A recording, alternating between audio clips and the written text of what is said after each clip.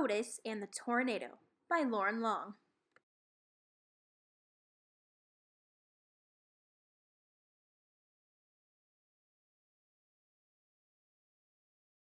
Life was calm on the farm where the friendly little tractor named Otis lived.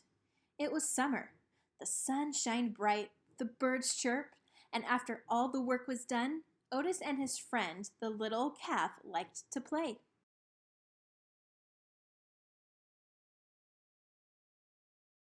They would gather all their farm friends for a grand game of Follow the Leader. They would take turns being the leader as they marched along. Otis would go first, puff, puff, puttity, puff, followed by the little calf, who would bound ahead, bawling all the while. Soon the horse would trot to the lead with a neigh, neigh, as his hoofs clip, clopped.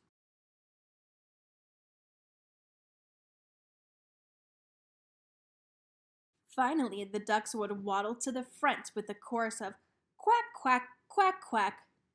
They all followed the leader, up by the apple tree, around the barn, down the rolling hill, past Mud Pond, beyond the cornfield, across the meadow, and along the banks of Mud Creek. What a fun crowd they were! Everyone was so friendly. Except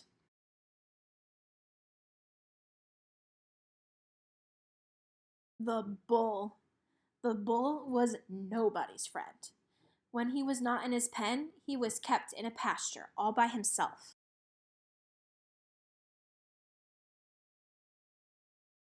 If any of the other farm animals got close, the bull would stand at the fence and snort and snarl and huff hot air. Suddenly, with a burst, he would run back and forth along the fence. Then he would stop and glare at them like a statue, never moving a muscle except to flare his nostrils. The bull did not like anyone, and everyone was afraid of him.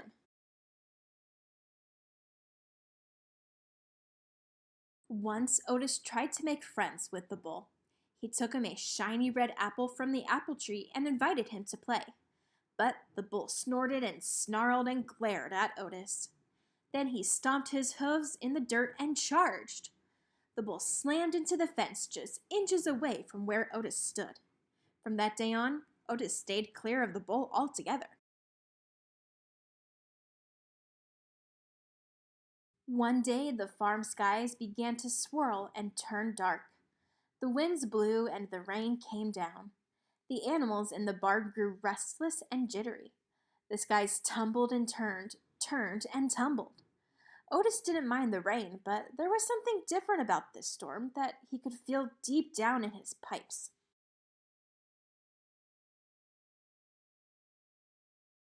All at once, the wind stopped blowing, not even a breeze, and the rain disappeared.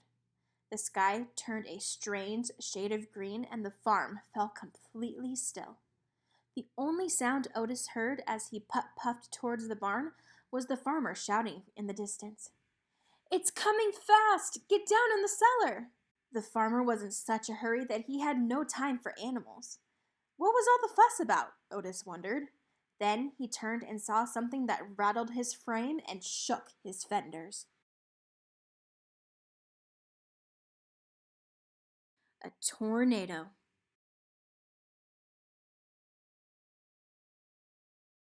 And it was heading straight toward the farm.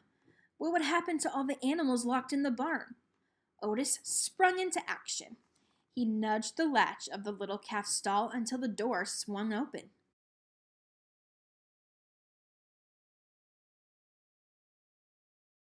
Next, Otis freed the pig and the sheep.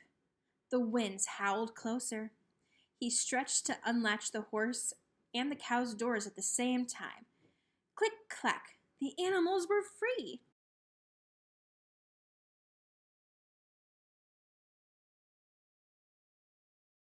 They followed Otis out of the barn and into the swirling winds. They followed him down the rolling hill, past the mud pond, beyond the cornfield, across the meadow, and down into Mud Creek.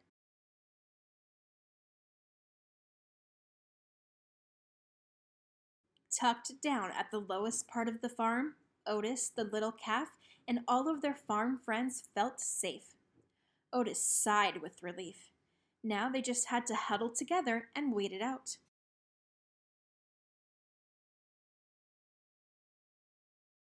But just as they squeezed close and tight, Otis heard an awful, bellowing cry, the sound of a large creature in trouble. The bull! He was locked in his pen! From the safety of Mud Creek, Otis saw the tornado speeding in a terrified animal's direction.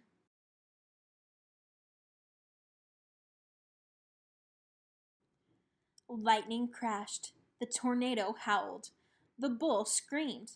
And in a flash, Otis was gone. He raced across the meadow, puff, puff, puppity chuff, beyond the cornfield, past the mud pond, and up the rolling hill to the bullpen.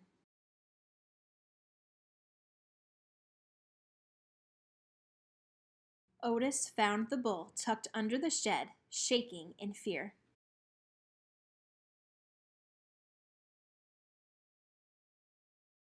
Otis tried to unlatch the gate. It was locked. He slammed head-on into it. The gate shook but held firm. Otis rammed it again. The gate teetered. The bull wailed like a baby. Otis spun around, threw himself in reverse, revved his engine, and charged backward into the gate. Crash! The gate shattered into pieces. Otis shook himself off, gave the bull a friendly chuff, and peeled out.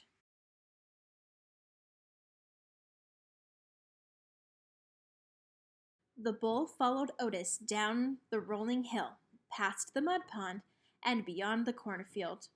The tornado roared like a freight train as they crossed the meadow, and just as Otis and the bull dove for cover over the bank into the mud creek, the tornado touched down, narrowly missing them.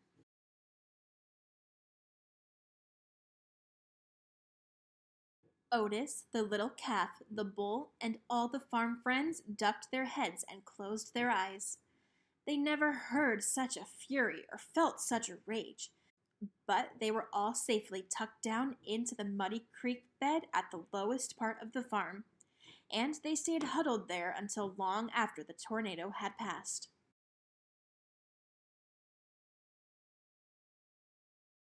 They came out only when it was calm and the sun shined bright and the birds began to chirp. They found a farm that needed great repair.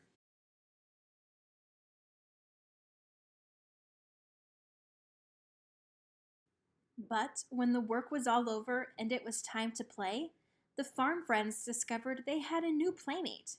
This one snorted and stomped his hooves in the dirt. He flared his nostrils and huffed hot air. But instead of a snarl and a glare, he wore a happy grin and a friendly gaze as he took his place in the line with Otis and the little calf in a grand game of Follow the Leader. The end.